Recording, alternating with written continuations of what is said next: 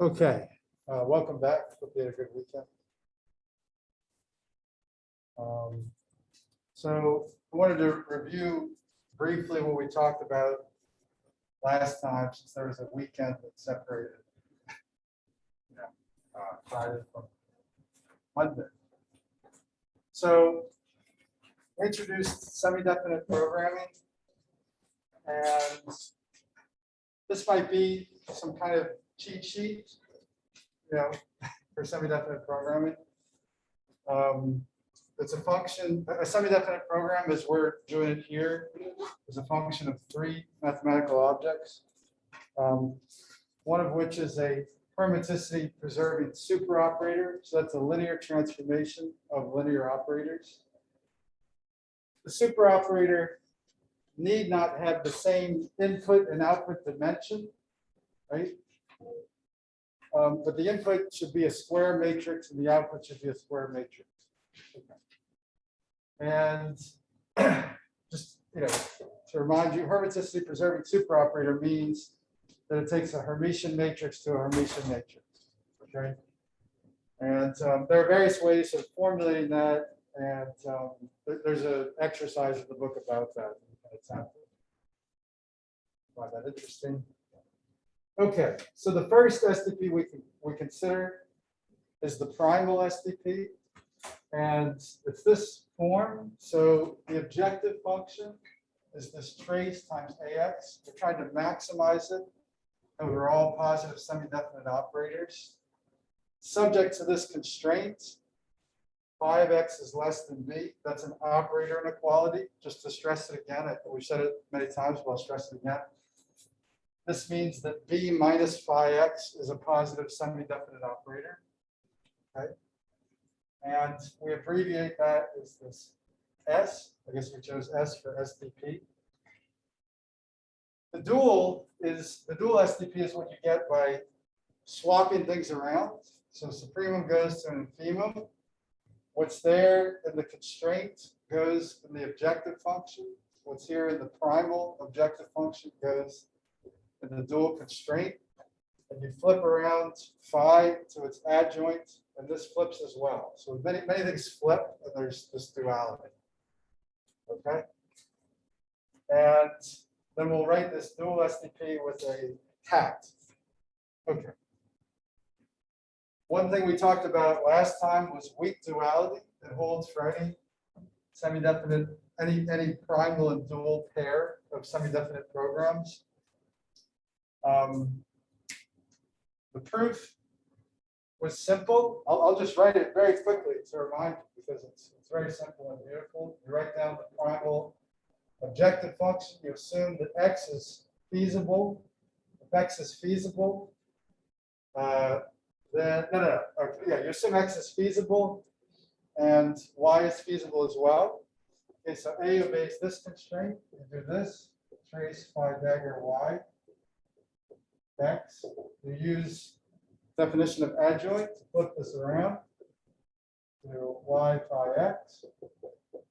Then you use the fact that x is feasible obeys this constraint. You get trace of YB, that's the same as trace BY. And at this point, you're done, because the inequality has been proved for all feasible x and y. So that means you can maximize over feasible x and minimize over feasible y. You get this conclusion. All right. We then reformulate everything in terms of a Lagrangian. That can be a useful perspective to have. And we showed, last time we also talked about what's called max-min inequality. So if you have a function of two variables that could be linear operators, if you think of this as a two-player game, so first x goes, then y can respond to that. X is trying to minimize, x is trying to maximize like a reward function. And y is trying to minimize that reward for the other player. If this person can go second, that's an advantage.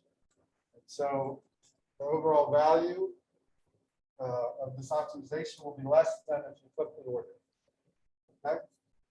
And then through a series of arguments that I won't repeat, we showed that this right here is equivalent to the primal STP. It was essentially by playing around with bringing the infimum in and then arguing that if the constraints violated, this part with the infimum over y would evaluate to negative infinity. Okay, and so it wouldn't make sense for this player to choose a value that violates the constraint, unless it's impossible to meet the constraint. Okay, and otherwise, if the constraint is met, phi x less than b, then this part would be equal to 0, right? And add no value to the objective function. So that was the argument. And then we applied maximum inequality and to reason the same way that this would evaluate to the dual STP. Right. So, questions about any of this? We're going to be talking about different aspects of STPs, and then an example. Tristan said last time it's hard to make this concrete without an example, and definitely I agree. So we'll go through an example. Okay.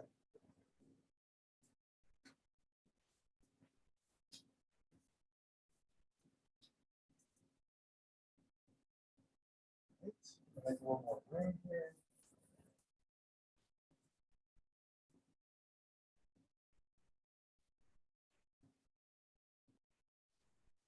Okay, there's something very important for STPs. This is called weak duality. Last time we talked about the minimax theorem. When does equality hold in this inequality? What are conditions on this function such that equality will hold? We can ask a similar question about strong duality.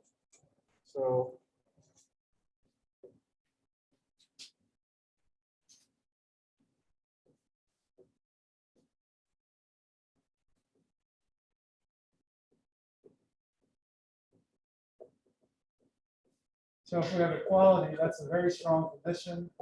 It happens for many, many STPs of practical interest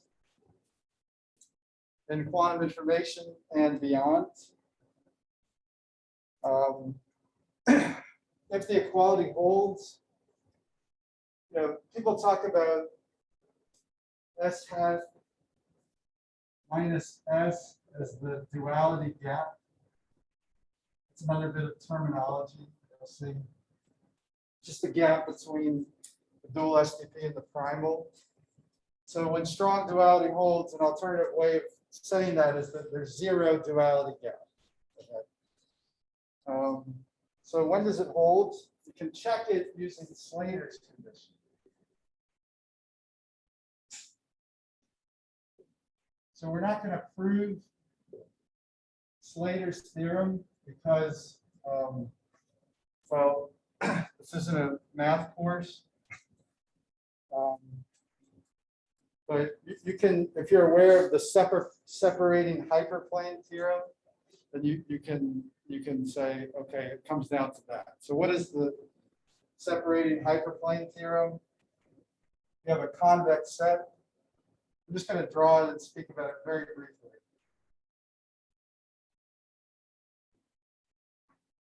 You have a convex set and a point outside the convex set, right? So this is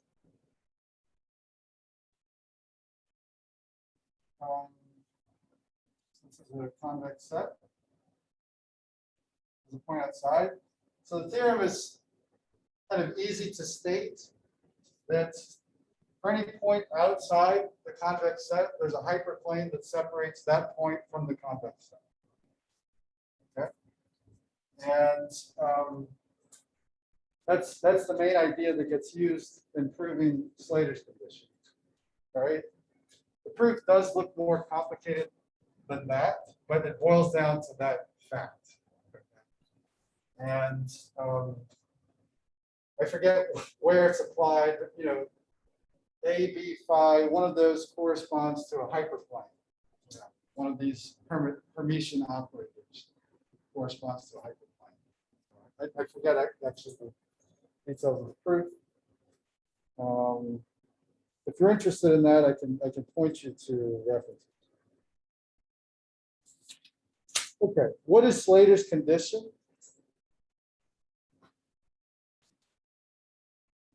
It's a sufficient condition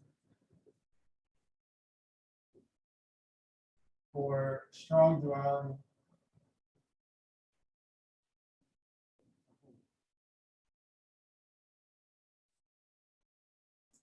So you can check one of two conditions, right? So if there exists feasible x, what does that mean? X greater than 0 and phi x less than b. And there exists a strictly feasible y. What does that mean? Y is strictly positive definite, right? All the eigenvalues are strictly greater than 0.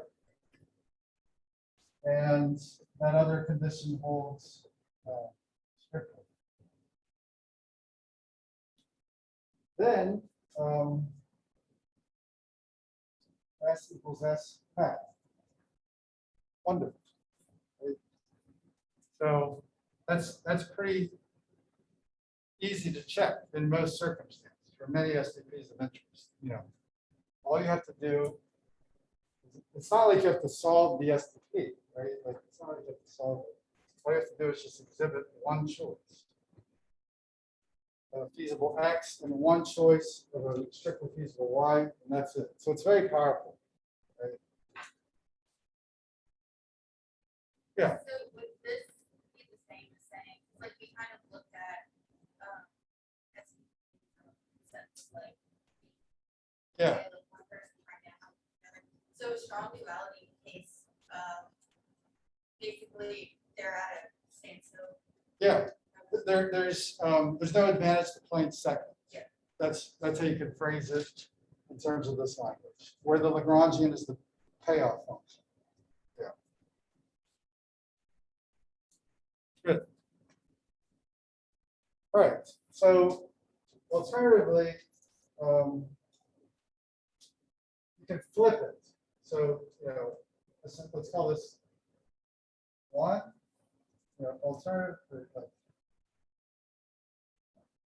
Alternatively, check the other way. What I mean, precisely, if there exists strictly feasible X, and there exists feasible Y, then S equals S. Okay.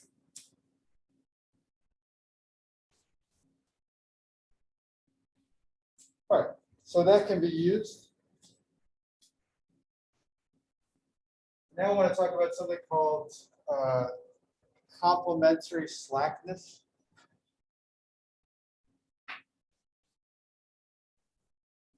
And it's a set of conditions that hold for optimal X and Y, right? So like, you might not only be interested in the optimal value, but witnesses of the optimal value. So like a feasible X such that trace AX achieves the optimal value, right? Like, so like the connection to quantum information is if we're trying to maximize capacity, we would like to know a state that achieves the capacity, or like, what is an optimal strategy for achieving capacity? And this can give, if you have the optimal X or the optimal state, it can give insight into schemes for achieving capacity. Yeah. This also comes into play in estimation theory. People have used STPs in estimation theory. And there you might be interested in like optimal measurements to achieve an estimation precision, right?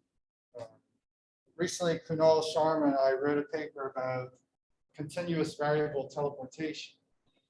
And we wanted to know optimal states for testing the teleportation protocol. So we wrote a paper about that, and then through this optimization theory, we figured out what states are the best for testing robustness of a teleportation group. And the metric we used, the objective function was quantum fidelity, right? That's a similarity measure that we'll get to eventually. Okay, so complementary slackness gives you insight into conditions that hold for optimal X and Y.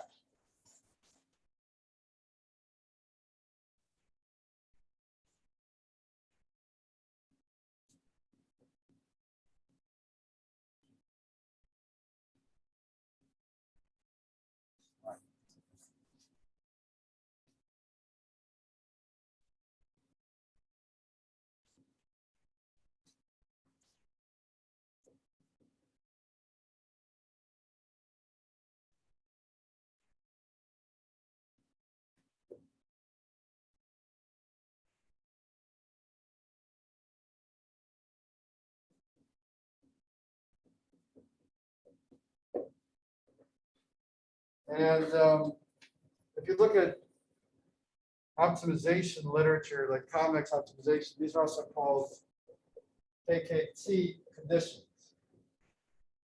Roosh, Tucker, that's their names. Okay. So let's write down what it is. So, we're considering STP corresponding to phi A and B. And suppose strong duality holds.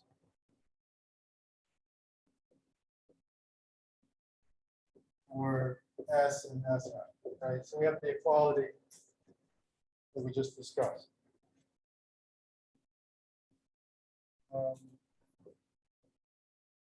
The statement is that so two conditions hold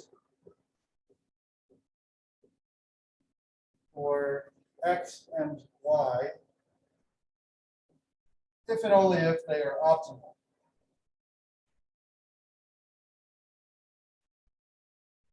Okay, what are the conditions? Y times B equals Y times 5X. Condition 1.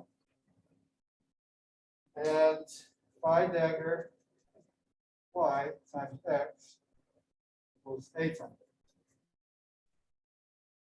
X. So, what that will tell you in certain cases is like maybe certain operators commute. You can infer those kinds of things in some cases. That gives you insight to the structure of the variables. It might tell you that some of these inequality constraints actually can be saturated and they're equality constraints. One thing we're going to see is that because we're writing STPs in this general way with a map, a single inequality constraint can actually correspond to many different inequality constraints by encoding matrices along the blocks of a single matrix. So we'll see that in the example that we work out. And then for that kind of case, these equalities could like multiply it to like a number of different equalities. Okay. So how do we prove this? This one is related to the set of inequalities that we just talked about.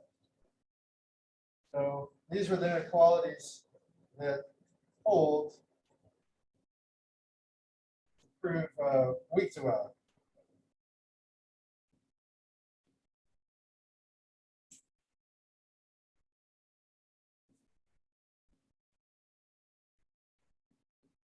Right? So the assumption of the complementary slackness statement is that strong duality holds. Right? So if strong duality holds for optimal X and Y, if X and Y are optimal, then that means that these two inequalities are actually equalities. Okay? And that's core to the proof.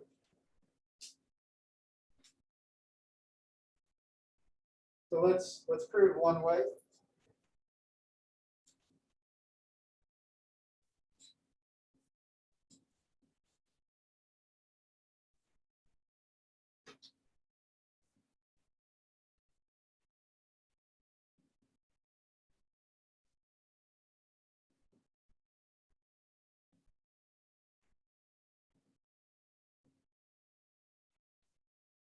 Sorry, it's strong.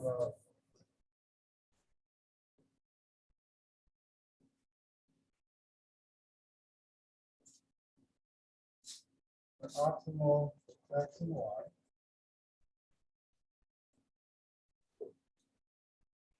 Then I'll write as inequality 1 and inequality 2. 1 and 2 are equalities. Great. So that means trace AX is equal to trace phi dagger YX. So you see that, like, the objective of the proof is to get to this and to this. And we're going to actually conclude these operator equalities from trace equalities. Okay? So that might sound kind of funny or surprising to extract information about a whole matrix and potentially even, the statement can hold in infinite dimensions.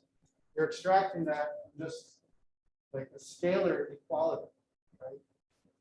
Kind of perhaps surprising, but we'll see why that's true. Hopefully they convince. So trace AX is equal to trace phi dagger. We'll do one of them first, and the other will be very similar, how we deduce it. All right, so then let's rewrite this as trace A minus phi dagger Y times X is equal to 0. Right? That's a simple rewriting. So, I wanted to write it the other way. Sorry. Phi dagger Y minus. It's not that important, but I just want to rewrite it that way. Okay.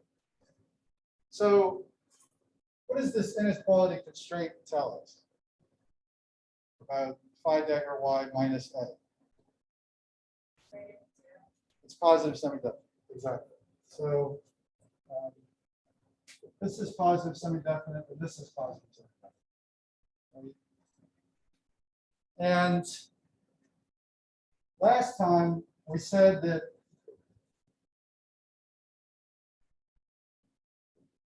we always have this trace inequality from matrix inequality, right? But now suppose that we know that trace CB is equal to 0. What do you think we can infer about the product of C and D? It's 0. Yeah, that's exactly right. So that's, under the assumption that C and D are positive semi-definite, right? Which is what we have in our case. We assume from the beginning that this is positive semi-definite as well as X.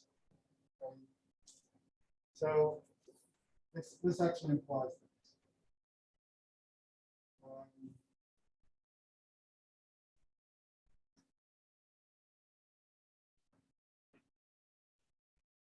this. It's like you have a list of numbers and they're all non-negative, and you're told that they sum to 0.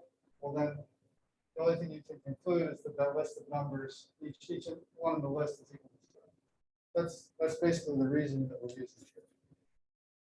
Okay, so that's it, right? So like, and we can conclude this 0, right? Which is the same as the second complementary slackness condition.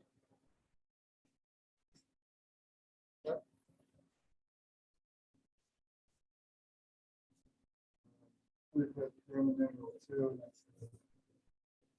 So this is the same as Roman numeral 2. We'll just put it right here.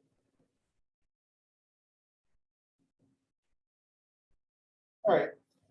And then the proof of Roman numeral 1, the first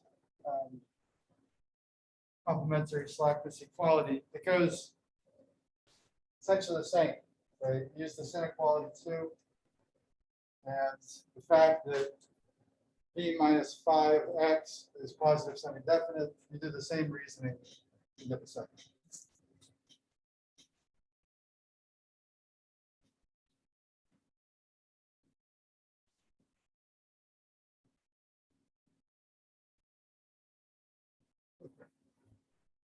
We go the other way.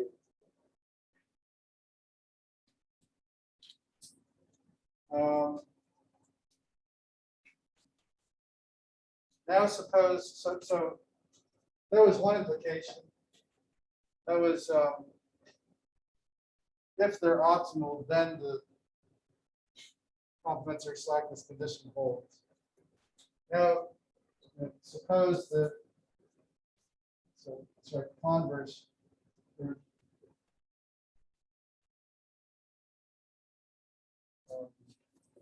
If the complementary slackness conditions hold, or let's say, suppose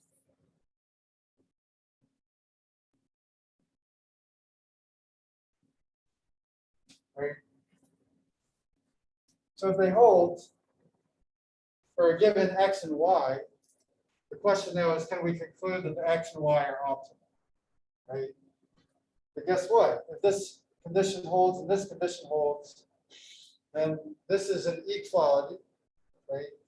We just take a matrix equation, put traces around it, and we'll get an equality. We use, adjoint. And then we also use this condition and put traces around the operators of the equality, and then we get equality. And then we have, for that x and that y, the primal objective function will be equal to the dual objective function. And so,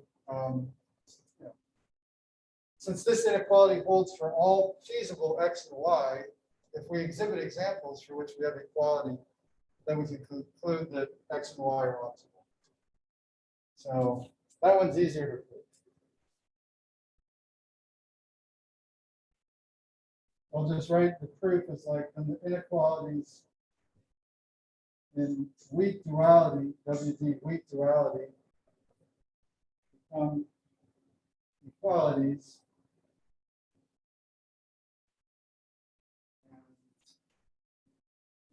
And conclude that x and y are optimal.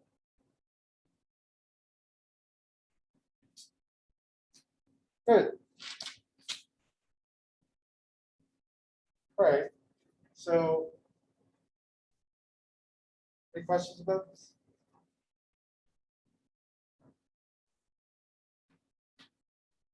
Now I'm about to erase all of this, and we're going to move on to an example. Wait, people are writing stuff down. We'll look at an example of calculating the infinity norm of a Hermitian matrix. And we'll work out all the details of that. And then I wrote up a little MATLAB program that I'll show you in the package CBX that I talked about last time. And we'll bring up the screen in the presentation to show you that. All right.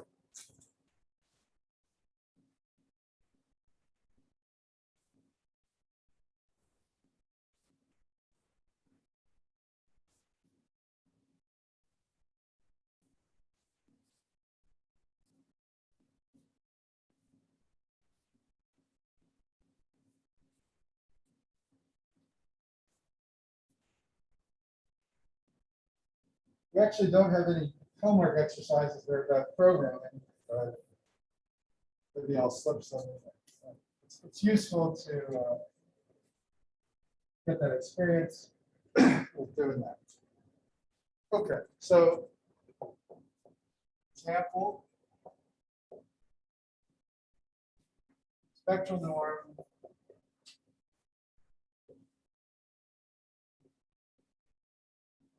Information H. This is going to be related to the minimum and maximum eigenvalues of a Hermitian operator, right? So what is the spectral norm? One thing that we concluded in an earlier lecture is that it's the largest singular value. So for a Hermitian matrix, the singular values are the absolute values of the eigenvalues. And so the spectral norm Hermitian matrix will be the largest singular value or maximum absolute value, the maximum singular value, the absolute smallest singular value. The issues are that, if the matrix is not positive semi-definite, you could have some eigenvalues that are positive, some eigenvalues that are negative, and then the spectral norm takes the absolute values of all. So then you have to do this. So what we're going to do is write down SDPs that can calculate this. And, it might seem kind of mysterious when we first write them down, but we'll go through a whole proof of why certain expressions that we write down as a semi-definite program will evaluate to this. Okay? So that's what happens a lot. There are certain functions that you see, and it's not clear whether that it can be written as an SDP. And then many times there are clever tricks, and often that's the subject of research papers. Many research papers in quantum information are simply about, we have something that we'd like to calculate, and voila, there's a semi-definite program to do that. And then there'll be like a 10 to 20 page paper just about that, and then people can use it. So, okay, so we'll write down. This is going to be just like giving the answer and then justifying it. Often what's done in classes, I guess. Right? So this will be the primal SDP, maximizing over two different positive semi-definite matrices, each of the same size, and the same size as H. The trace of H, x1 minus x2. And then trace of x1 plus x2, less than 1. So that's one SDP, and that will evaluate to this, and we'll justify this. I have a question for you, Bob. Have you seen SDPs in the quantum gravity literature? No. Maybe this could be useful.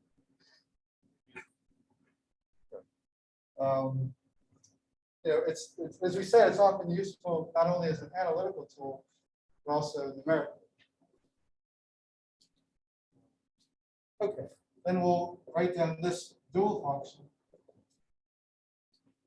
Phi over a scalar that's non-negative, right? So like previously we wrote down y greater than 0, and we always thought of y as a matrix. But a special kind of matrix is a scalar. It's a 1-by-1 matrix. So that's what we're doing here. So the objective function will simply be t. And minus t identity less than h. And then another inequality that we'll write in the same line is h is less than scalar t times the identity. Okay? And the claim that we'll justify is that f of h equals f hat of h equals the infinity ring. Okay. And the way we'll proceed to prove this claim is to show that these STPs fit into the general framework that we just discussed of phi, A, and B, right? We already know weak duality, so we'll use that. We'll prove that. Okay, so I'm going to claim right now. I'm going to give you a sense of the proof sketch. I'm going to give you a proof sketch, and then we'll proceed with the detail. So we're going to first show that the infinity norm is less than f of h. Okay. Then we're going to show that these are dual. This is a primal and dual STP. Then we'll invoke weak duality. Okay. And then we're going to prove that the dual is bounded from above by the infinity norm. And then since we have a matching lower and upper bound, we'll conclude the statement. Okay, so that's the plan. All right, so let's first show that this primal can be written in the standard form.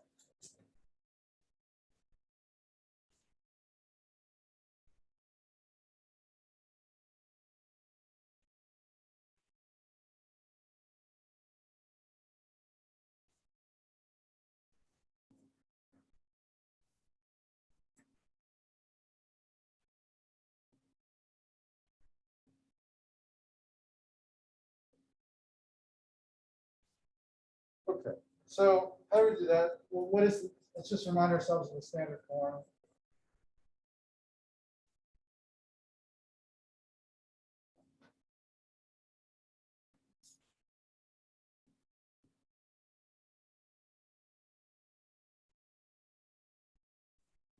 Okay, so we're going to take x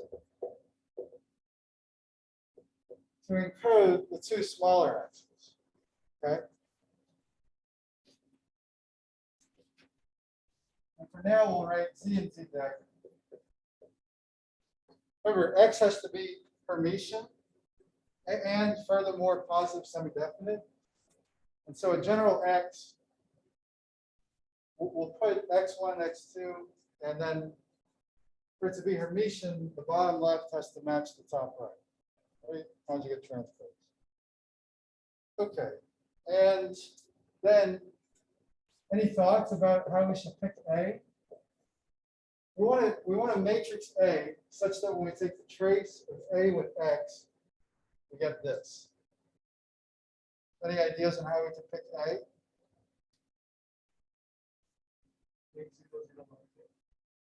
Yeah, that's right. Good. H00 minus H. Presumably that was the order you intended. All right. And how should we pick phi x? Sorry, has some experience with us.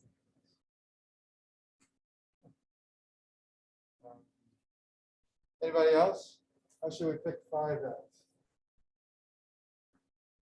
And how should we pick B? Here we have to look at this constraint. Right?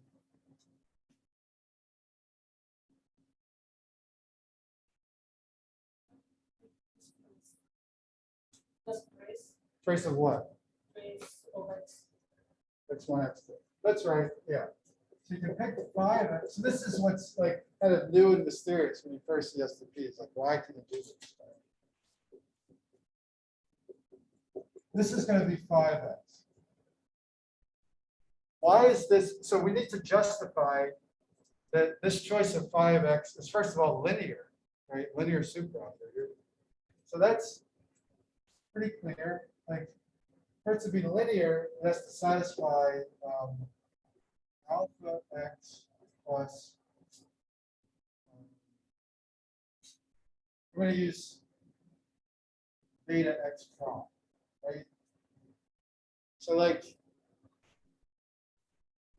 if I choose x prime to be x1 prime, x2 prime, negative prime, right? And then I scale x by alpha, then x prime by beta. Well, this scaling of x by alpha, it scales x1 and x2. Right? And so, and then this x prime will get, each x1 prime and x2 prime will get scaled by beta. And so, because I'm adding x1 and x2, and they're both scaled by alpha, that coefficient will come out. It's a linear map. Trace is linear as well. Okay? Why is it hermiticity preserving? It has to take Hermitian matrices to Hermitian matrices. Well, it goes to a scalar. The Hermitian scalar is a real number, right? And so that happens, right? The trace of a Hermitian matrix is a real number. And so it's hermiticity preserving. So it's the point is that it's a legitimate choice of a hermiticity preserving superoperator. Okay. How should we pick B? Maybe that's the simplest one. Somebody said something. One, yeah, it's that HEPA filter. I can't distinguish. All right, so B is equal to 1. Good.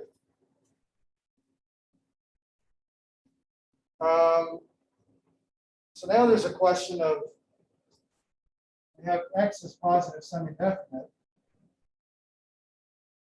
That implies that X1 and X2 are individually positive semi-definite.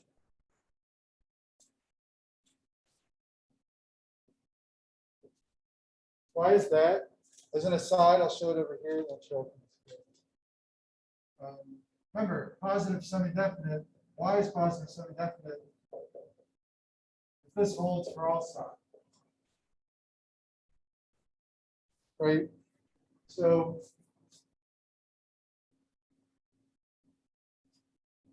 if we have that holding for this block matrix, then a special choice of a side for the block matrix is one where you put a side here and a 0. You put a side here and a 0. And then we know from this condition, actually, let me write it like this with me. Do the math. This is picking out the top left block. Right? And actually, let me call this vector 5. But to be clear, there's a distinction, right? This is a side that could potentially fill up the whole column, and this is a phi that just fills up the top left, right? And then what's happening is that this picks out the top left corner.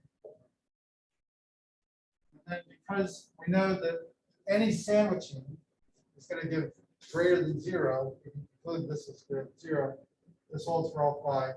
So that's how we get that x1 is greater than 0. If that x2 is greater than 0, we just populate the bottom part of the vector. We put zeros at the top part, right? Okay, that's how we get that. Next thing I want you to observe is that we wrote z here, but it plays no role in the objective function trace x1. So just to be clear what we did, we chose an a and an x such that when we take trace ax, we get trace of h x1 minus x2. And then we chose the phi x to match this, and the b to match this. Now we have a match. And now I want to argue that the z is actually not necessary. It plays no role. We can put any matrix here that we want, as long as X is a positive semi-definite matrix. The special choice we can make to make our lives simpler is to simply set z equal to 0. Okay? So since z plays no role in the objective function for the constraint 5x less than b, we can set z equal to 0 for simplicity. And that's a good idea. Okay, so now we put it into standard form. I next want to argue the first part of the plan, that the primal STP objective optimal value will be greater than the infinity. So here we have to exhibit particular choices of x1 and x2 that witness this inequality. And we'll use this right here, this formulation of the infinity. So we want to show that that there exists a choice of x1 and x2 that f of h is greater than the maximum eigenvalue, such that it's greater than the negative of the maximum eigenvalue, such that it's greater than the minimum eigenvalue and the negative of the minimum eigenvalue. And then once we show that, we'll have this inequality by this formulation. Okay, so that's the plan. All right. So, and for that, we'll just use the eigenvectors corresponding to the minimum and maximum eigenvalue. Okay. So phi max will be the eigenvector corresponding to the maximum eigenvalue.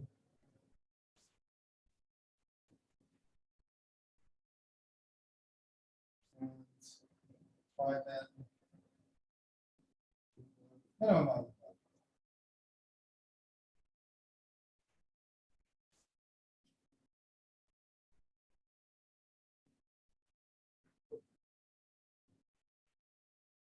So we'll begin by supposing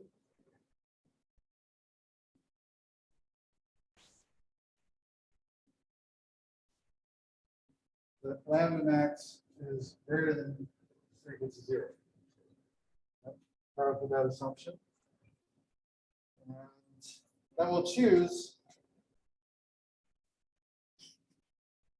x1 equal to the projection formed from phi max, and we'll set x2 equal to 0.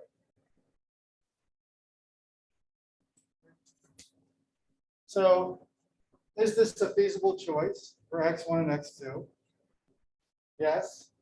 X1 is positive semi-definite. Anytime I take a vector or a projector from a vector, we get a positive semi-definite vector. Right? Because you plug into here, you get a number times its complex conjugate squared. Absolute value squared greater than 0. Good. So x1 is positive semi-definite. The 0 matrix is positive semi-definite. We have that. Trace, the other constraint to check is trace of x1 plus x2 less than 1. Remember, eigenvectors are orthonormal. The normal part is the critical part. So the norm, this has unit norm. We take the trace of x1. It'll be the Euclidean norm squared of phi max. And that's equal to 1. Right? So it meets the constraints. And then finally, we take trace of x1 minus x2, sorry, trace of h times x1 minus x2. X2 is 0, goes away.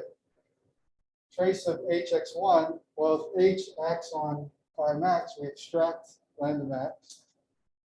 And then,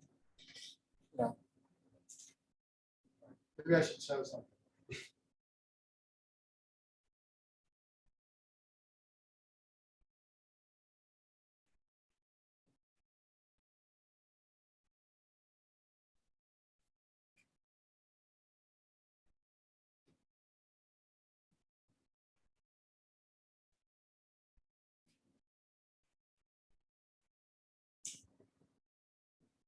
Okay. That's the calculation I was describing in words. Right?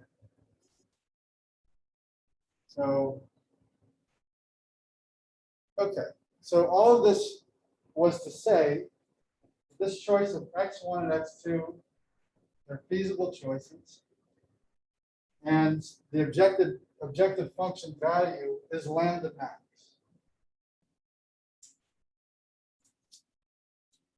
this optimization is over all possible feasible x. So we took a feasible x1 and x2. We exhibited a particular example. So now we can conclude that f of h is greater than lambda max. Okay.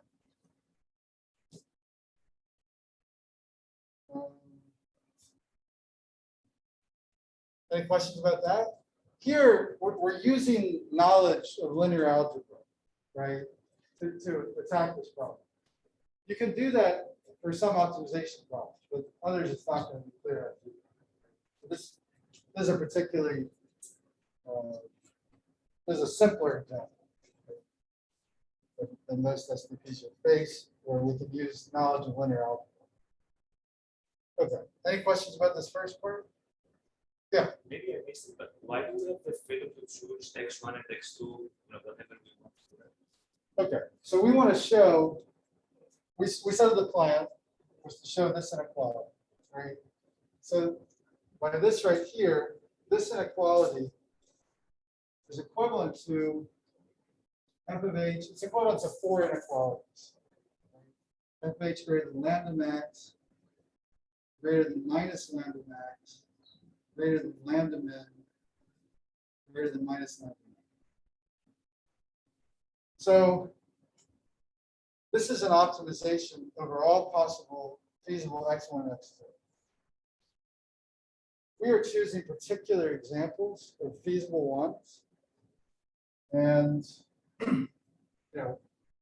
because we proved that x1 and x2 are feasible, they meet this constraint. And then we evaluated the objective function and it came out to lambda max. And because this is the key thing, because we know this is an optimization over all feasible x, if we show some example of a feasible one and calculate the objective function, this optimization, this optimized quantity has to be greater than the example we chose. And so Yes. we can, yeah, I was just thinking about the definition of f of h. right. I mean, in that definition, we could choose x1 and x2 such that we get the supreme of the trace, right? Yeah.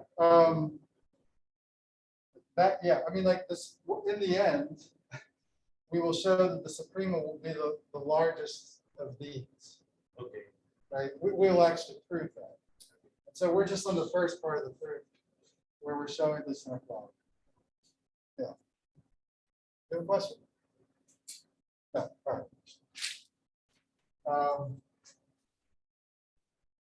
All right. So the next thing that we'll show is that f of h is greater than minus lambda. So we'll suppose that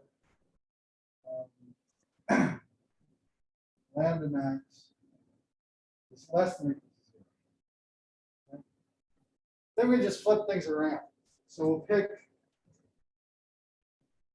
x1 equal to 0 and x2 equal to projection onto phi max. And then what'll happen in that case? Someone tell me. Get the negative of lambda max. Exactly right. Yeah. So in full detail, x1 and x2 are still feasible. They're positive semi-definite.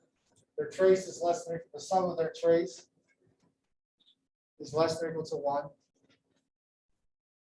And then because we set x2 to phi max, we'll get a minus sign, and then we'll get some, f of h is greater than minus sign. So we're just kind of doing this case by case.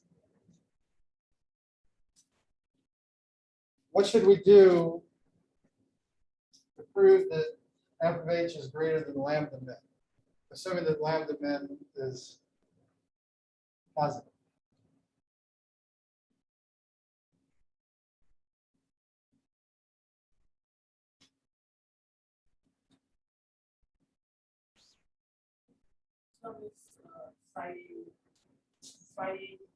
Yes. Yeah. So use phi min instead of phi max. right?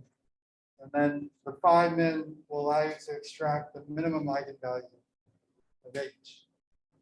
You can do all these games with that. Right? So you can run through it, pick x1, projection onto phi min, x2 0. You'll extract lambda min, right? Anyway, so that's the whole first part. So we've proved that f of h is greater than all of these things, and therefore f of h is greater than the max of the absolute values. Okay.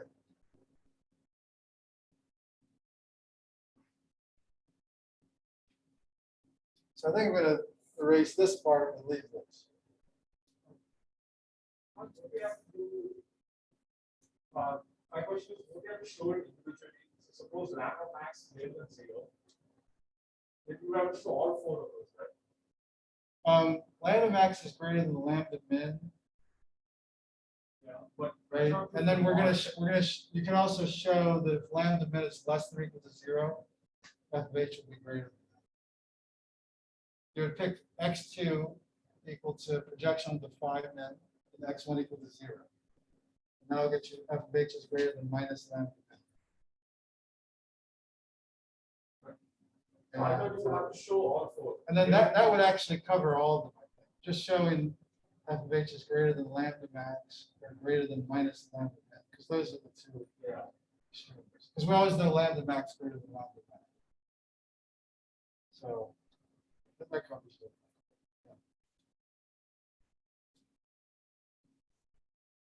All right.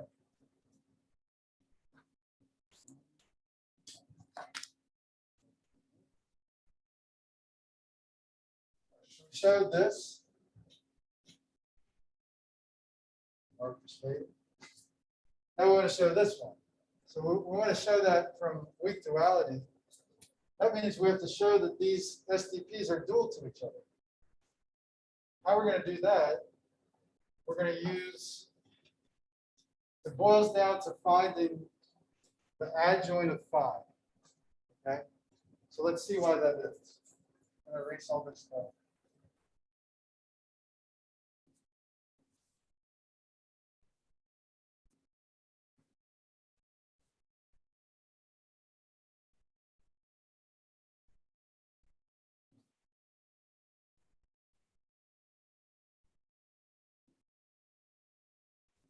Right. Let's remind ourselves of the dual standard form.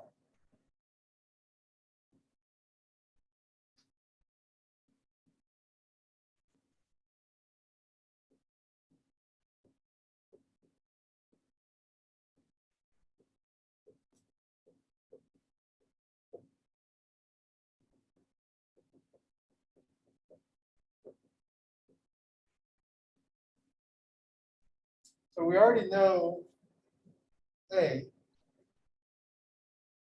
We already have A. We already know B. B is 1. And we know that Y and B have to be the same size. Right? B is a scalar, so Y is a scalar. So we actually have a fair amount. Right? So like Y would be a scalar T. And so we can rewrite this as M T greater than 0. Trace of 1 times Y, which is T, is just T. Right? Phi dagger T greater than A. A is this block matrix, H and minus H. So what remains to be done is to find phi dagger. Right? I should indicate that I'm showing you kind of one way of doing all this. Another way is to use like a Lagrange multiplier method to find the dual. But they're equivalent, and this is somehow the way that I like, so I'm forcing my way on. But I just want to let you know there's another way. Yeah. Sorry, I think I missed it. Where did the trace of B go? So Are we still using these? B is 1. Yeah, yeah, yeah. Did you see it? Yeah. Okay. Yeah. So actually you asked, are we still using B as 1? The answer is yes, because we found a way to convert this SDP into the standard form. Now we're trying to find the dual, but the dual has a standard form. And the dual involves A and B. So we're kind of forced to use the same A and B if we're trying to find the dual. Right? Okay. So how do we find the dual? That's the big question. How to find that.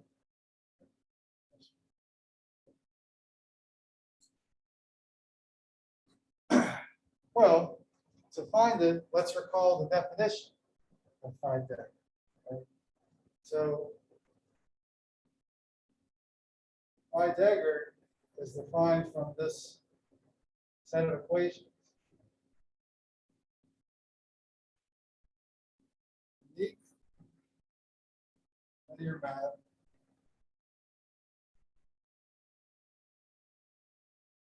satisfying. That's rho x.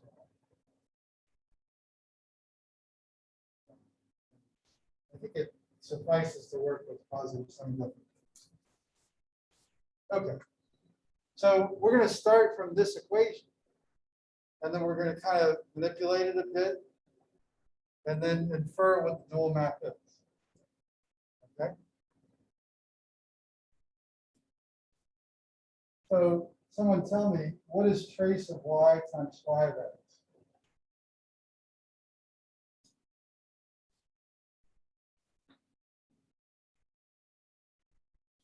So what is y in this case? 2. Good. And then what is 5x? Yeah. And then it says that we should multiply those and take the trace, but they're already scalars. So then there's no trace, right? So it's t times trace of x1 plus x2. And now, as part of this, you need like a little ingenuity to figure things out. So the end point we want to get to is where x is here, right?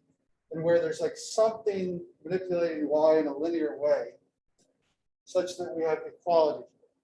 So what is x? So I'm going to try to give you some insight into this process. I would say write down x. We said we could set z equal to 0, so we'll just do that. Right? So I'm going to write down x matrix. And now the question is, what can we put here such that we get equality? Right? That's the question. So someone can think of something. What mystery matrix? That's the game, right? What mystery matrix can we put here such that we get equality? You've done this, so you can't answer. Sorry.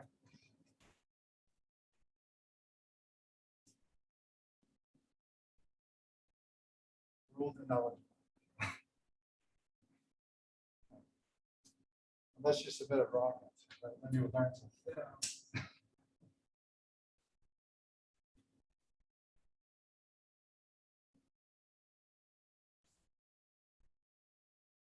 So I'll give you a hint. The off diagonal blocks will be 0. Yeah, and the diagonal blocks will be the same. Is it just the 2 by 2 identity to scale by t? So you get x plus x1 plus x2. Right. So you said 2 by 2, and I think you mean 2 by 2 block matrix. Right. All right. And then you want zeros here. Yeah, zeros and the off diagonal. T, like the or t times the identity. That one should also be t times That's right, yeah, that's exactly right. So overall, the thing is just t times the identity. I think that's what you said. T comes out of the scalar. you get the whole- Excellent. Yeah, so that's exactly it. And so that's the game that you have to play when finding these dual STPs. And it just takes practice, right? But eventually you start, they're like common guesses that you realize that you can play these games. Guess what? This is the dual map, right? So x times pi dagger y, which is t. So what we've done in this process is we have figured out phi dagger y. That is the, so you showed that this is a choice that works, but it's actually unique as well. I'm just going to argue that that's obvious. Is it? I mean, like, there's no other thing you can put there. So just to do it. I suppose you could, yeah, you could play games with the off diagonal ones, but then again, it's you would arrive at the same conclusion that those off diagonal elements wouldn't matter for the dual constraint. So if we had fixed choices of z here, then we could argue uniqueness. But since we said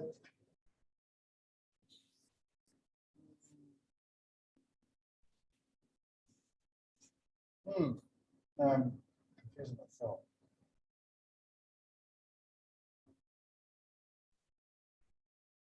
You left it general and Z and Z dagger, and you left, then you came up with complementary 2x2 block matrix with some other matrices. I feel like the equations you get out of it for C and whatever you have as the other generic term would be Z needs to be 0. So V0. That's right. Yeah, you're right. That's exactly right. You can just like it should just be like right. Oh yeah, because it would have to work for all z. So you would need something that would, yeah, you're right. Because we forced this to be 0, we kind of lost the uniqueness, but it doesn't really, it'll end up not mattering. Okay, so it's good that we had this discussion. Somebody else raised their hand? Yeah. So you said earlier that y is t. I forget. Is there a reason? Yeah, y has to match up with b. Y has to be the same size as b. And Yeah. since f had, we use the parameter t. Well, this is how we define it. Now we're actually proving, like fixing the primal STP to be this. We're proving that this is the dual STP. Yeah. And then, you know, when you make a choice of A, that fixes the size of X. When you make a choice of B, it fixes the output size of 5 and also fixes the size of Y. And when you make a choice of A, it fixes X, which fixes the input size of 5. Okay. So what we conclude from this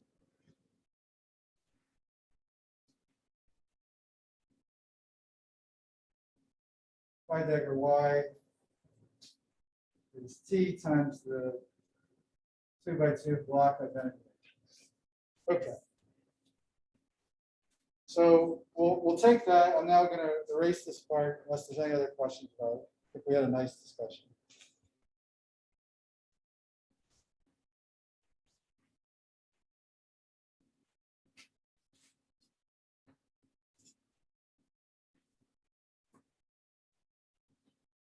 And now we can actually say what phi dagger 2 is.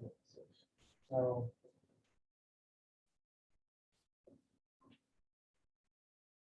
Pi, H.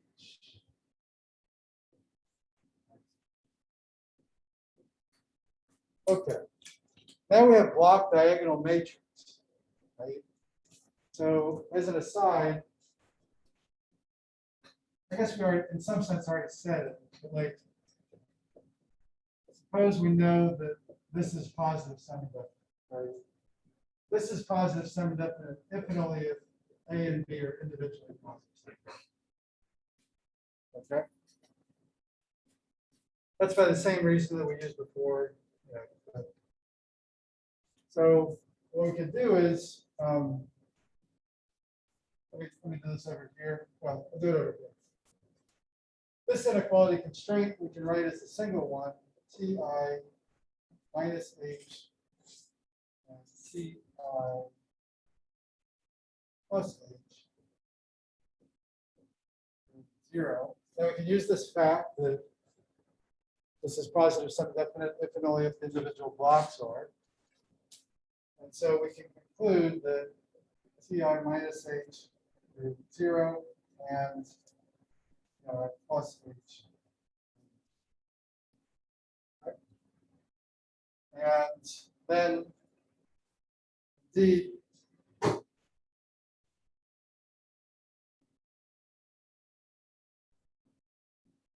these are the same.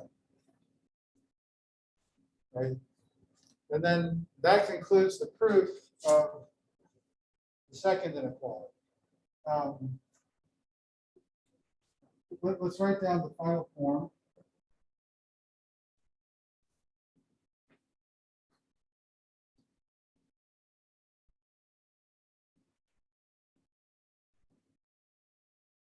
Okay. And then this is f hat of H. Okay, so technically that concludes the proof. The dual is precisely f hat of H that we wrote at the beginning. Okay.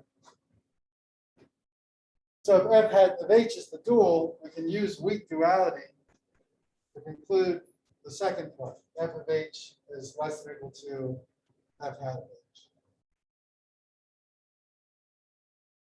Okay. And now we're just left with this final part. So let's do that, and then we'll show the MATLAB code.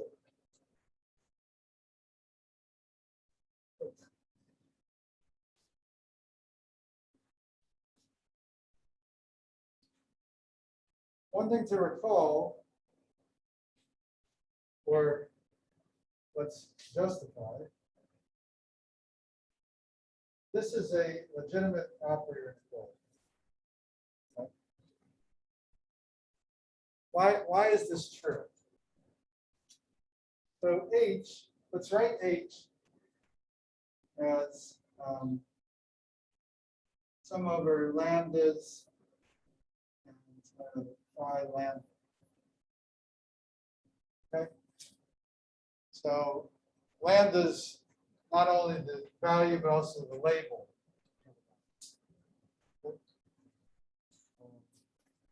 This is kind of assuming distinct eigenvalues, but whatever. So, and then phi lambda forms an orthonormal basis of eigenvalues. Right? The identity matrix you can expand in terms of phi lambda.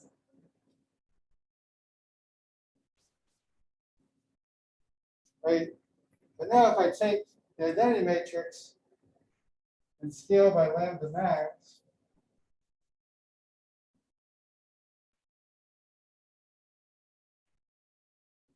lambda max lambda, right? And if we subtract H from lambda I max,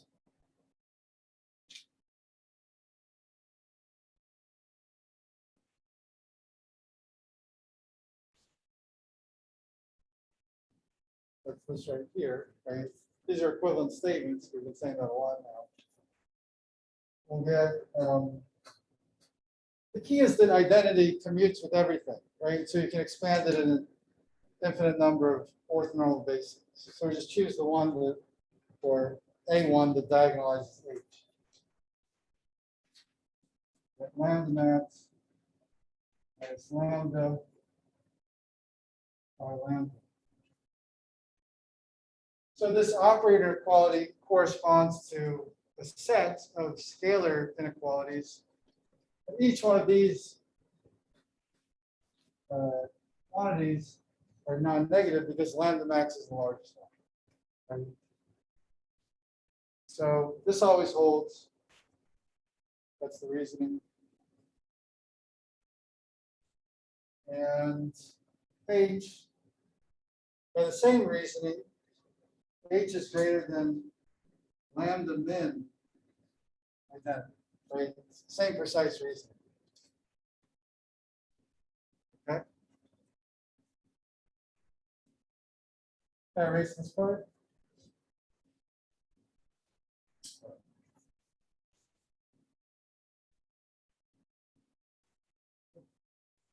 Then you do the same precise reasoning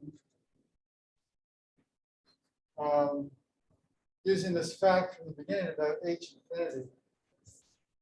We got lambda max is less than infinity norm and identity, and lambda min, oh, is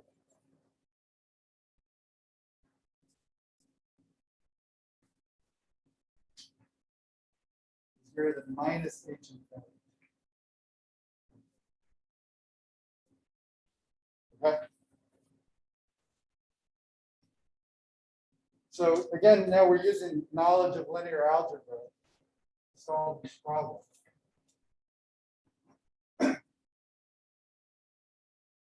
That's fine.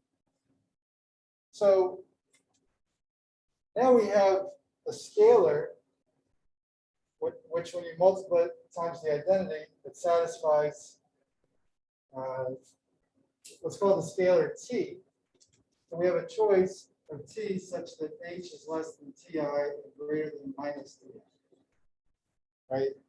So this t is feasible for the dual. Right? The dual has an infimum over all such choices. So that actually proves this final inequality. Right? It's again the same reasoning that we had earlier, right? Like we're finding a feasible choice for the dual, and the dual, it's the same reasoning from our previous discussion. Right? So earlier we were talking about supremum to making a choice. Now we're making a choice that satisfies this, but the dual involves an infimum over all of those. So then we can conclude that that kind of H is less than infinity norm. That's the final step. All right. So that's the whole proof. We can look at complementary slackness, but I'm going to skip that. Instead, we're 2 minutes. I want to quickly show you the MATLAB program. I took more than 2 minutes to write last night.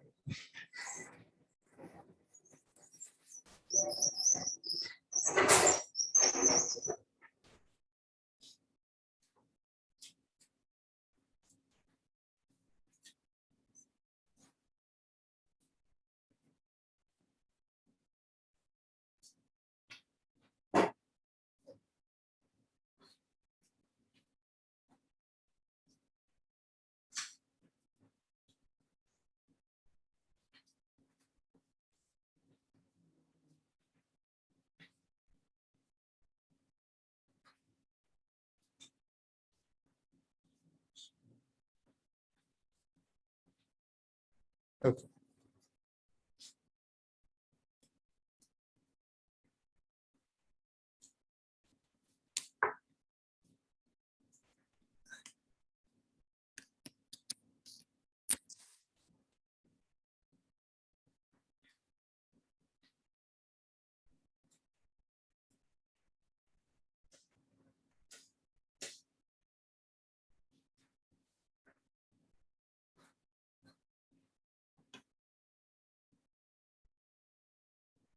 All right. Is it readable? Should I turn out the other light or will you all fall asleep? Maybe I will just tell. Sure. All right. Should I zoom in? is the font an okay size? It's fine. All right, okay. So what is going on in this program? Well, first we clear. Right. Then we're picking a random Hermitian operator. So there's a little function at the bottom. Just pick like random numbers for the matrix entries and then ensure that it's Hermitian, right? Okay, so do that and a 10 by 10 random Hermitian matrix. Then we have a function that corresponds to the primal, this one, right? And a function that corresponds to the dual. So the primal is inf norm and the dual is inf norm dual. And then this is a check to see whether it gets the right thing, right? Why don't we do format long so you can see all the digits? All right, so this is kind of the meat of it, the primal, right? So we'll set a variable d to be the dimension of the matrix. Okay. This is now where you're calling CVX. So CVX is like a language inside of MATLAB. And it's absolutely beautiful because what you write looks precisely like what we wrote on the board, right? You don't really have to think so much. You just have to think about what your SDP is and then write it. So we initialize our two variables, x1 and x2, that were there in the primal optimization. We say complex semi-definite, since there'll be positive semi-definite matrices with complex entries in general, right? This is the objective function. So we say maximize the objective function subject to this constraint, right? So, and then we say, okay, CVX, you're done. This quiet, you put that so that it doesn't spit out all kinds of information that you might not be so interested in. And then we return the value found. And that's it, right? Okay, so everyone's nodding. Maybe are there any questions about that? So that's CVX in MATLAB. CVX in Python is pretty similar. The way that, sorry, you've used CVX in Python, is that right? No. To the MATLAB one. But Avi, did you do CVX in Python? Or is it? It's pretty similar to this, right? All right. Okay. So the dual, very similar. We input as the arguments of the function. Oh, ignore this. Whenever I write an SDP program, I always steal previous ones that I wrote. It's like a starting point because I always forget the precise syntax. I believe that's how every program is written. So anyway, you call SDP, you call CVX. Now we have a single variable that we're optimizing over, and it's a scalar. So then you have this keyword non-negative that tells CVX that you're optimizing over a non-negative scalar. There are various keywords you can look up. I always forget them. You just Google and find it. You Google like CVX non-negative, and then this will be the first thing that comes up. Okay, now rather than maximizing, we're minimizing, subject to these two operator inequality constraints. In MATLAB, you do this funny thing where you inflate the English word that is pronounced the same as the letter I, and that makes an identity matrix. And that's it. So let's run it. We'll do it for random choices. Okay, so you see up to, what is that, 7 digits of precision. Pretty good. That's like the numerical precision, right? Roughly. And then this is what MATLAB's SVD routine gives. Interestingly, we observed that the primal is less than the dual. Okay, so it's like weak duality is holding, and then the actual value is somewhere in between, but it's so precise that if you plotted it, you wouldn't notice. We'll just do this number of times and see matches.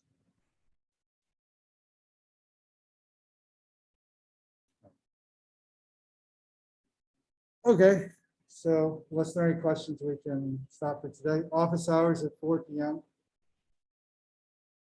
Homework due Wednesday. I forget if we said the homework should do in class or in the afternoon. We probably said the afternoon, right? We say 4 p.m. Okay. So have a good afternoon.